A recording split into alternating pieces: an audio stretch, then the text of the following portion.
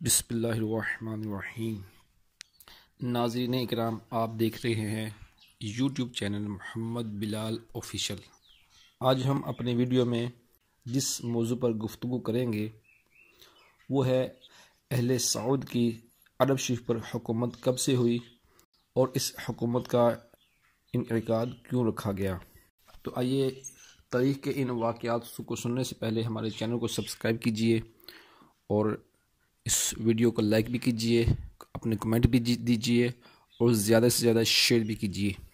سعودی عرب یعنی عرب شریف اور اس کے مضافات کے تمام ملکوں میں 1922 تک ترکی کی حکومت تھی، جسے خلافت عثمانیہ کے نام سے جانا جاتا تھا۔ 1922 سے پہلے سعودی عرب کا نام سعودی عرب نہیں بلکہ حجاز مقدس تھا۔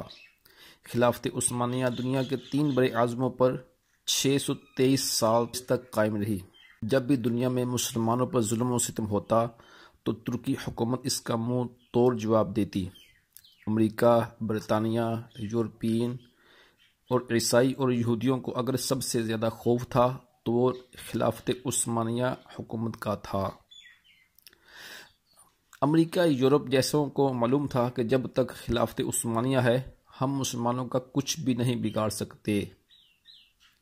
امریکہ اور یورپ نے خلافت عثمانیہ کو ختم کرنے کی سازش شروع کی۔ 19ویں صدی میں سلطنت عثمانیہ اور روس کے درمیان بہت سی جنگیں بھی ہوئیں۔ چونکہ مکہ اور مدینہ مسلمانوں کے نزدیک قابل احترام ہیں، اسی لیے سب سے پہلا فتنہ وہیں سے شروع کروایا گیا۔ امریکہ اور یورپ نے سب سے پہلے ایک شخص کو کھڑا کیا جو کرسچن تھا، ایسی عربی زبان بولتا تھا کہ کسی کو اس پر شک تک نہیں آیا۔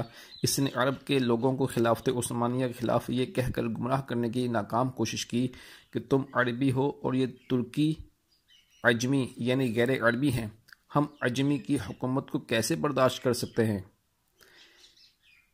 اس پر لوگوں نے اس کی باتوں پر کان نہ دھرا۔ یہ شخص لارنس آف عربیہ کے نام سے مشہور ہوا۔ پھر امریکہ نے ایک شخص کو کھڑا کیا جس کا نام عبدالوہاب نجدی تھا۔ عبدالوہاب کی ملاقات عرب کے ایک سوداگر سے ہوئی جس کا نام ابن سعود تھا۔ اس نے ابن سعود کو عرب کا حکمران بنانے کا لالچ دیا۔ پھر ابن سعود نے مکہ، مدینہ اور طائف میں ترکی کے خلاف جنگ شروع کر دی۔ مکہ، مدینہ اور طائف کے لاکھوں مسلمان ابن سعود کے ڈاکوؤں کی فوج کے ہاتھوں شہید ہوئے۔ جب ترکی نے دیکھا کہ ابن سعود ہمیں عرب سے نکالنے اور خود عرب پر حکومت کرنے کے لیے مکہ، مدینہ اور طائف کے بے قصور مسلمانوں کو شہید کر رہا ہے، تب ترکی نے عالمی طور پر یہ اعلان کر دیا کہ ہم اس پاک وطن پر قتل و غارت پسند نہیں کرتے۔ اس وجہ سے خلافت عثمانیہ کو ختم کر دیا گیا، جس کی وجہ سے 40 نئی کنٹریز وجود میں آئیں۔ پھر عرب کے مسلمانوں کا زوال شروع ہوا۔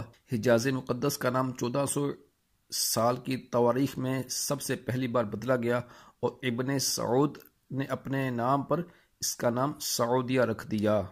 اس فتنے کا ذکر حدیث پاک میں بھی ملتا ہے اور اسی وجہ سے سرکار دو عالم صلی اللہ تعالی علیہ وآلہ وسلم نے سعودی عرب کے شہر نجد کے بارے میں دعا نہیں فرمائی۔ اسی نجد میں ابن وہاب نجدی پیدا ہوا جس سے انگریزوں نے ایک نئے مذہب کی بنیاد شروع کی اور یہی وہ شہر مسیلمہ کذاب کا جائے پیدائش بھی ہے۔ لیکن دنیا بھر کے مسلمانوں کی آنکھوں میں دھول جھونکنے کے لیے انگریزوں نے اس نجد شہر کا نام بھی تبدیل کر دیا اور اس کا نام الریاض رکھ دیا گیا۔ جنت البقیع اور جنت المعلا میں صحابہ اکرام علیہم رضوان اور اہل بیت اطہار علیہم رضوان کے مزارات پر بلڈوزر چلایا گیا اور تمام قبروں کی بے حرمتی کر کے ان کو ملیا میٹ کر دیا گیا۔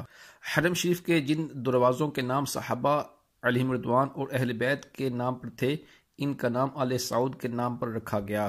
انگریزوں نے اپنی اس سازش کی کامیابی پر 1962 میں بالی ووڈ نے لارنس آف عربیہ کے نام سے فلم بھی بنائی جو بہت زیادہ وائرل بھی ہوئی۔ یہود و نصارہ کو عرب میں آنے جانے کی اجازت مل گئی۔ جس دن ابن سعود عرب کا بادشاہ بنا، اس دن ایک جشن ہوا۔ اس جشن میں امریکہ، برطانیہ اور دوسرے ملکوں کے پرائم منسٹر ابن سعود کو مبارکباد دینے سعودیہ پہنچ گئے۔ اس عرب کے نام سے یہود و نصارہ کانپتے تھے۔ وہ سعودیہ امریکہ کے اشارے پر ناچنے لگا اور آج بھی ان کے ساتھ ناچ رہا ہے۔ یہود و نصارہ کی اس ناپاک سازش کا ذکر کرتے ہوئے علامہ ڈاکٹر محمد اقبال اپنے کلام میں لکھتے ہیں، وہ فاقہ کش جو موت سے ڈرتا نہیں ذرا، روح محمد اس کے دل سے نکال دو، فکر عرب کو دے کر فرنگی تخیلات، اسلام کو حجاز اور یمن سے نکال دو۔ اللہ تعالیٰ مسلمانوں کو ایسے فتنوں سے محفوظ فرما کر اس سے خلافت کی دولت عطا فرمائے اور ہمیں ماضی کی تلخ حقائق کو سمجھنے کی عقل عطا فرمائے۔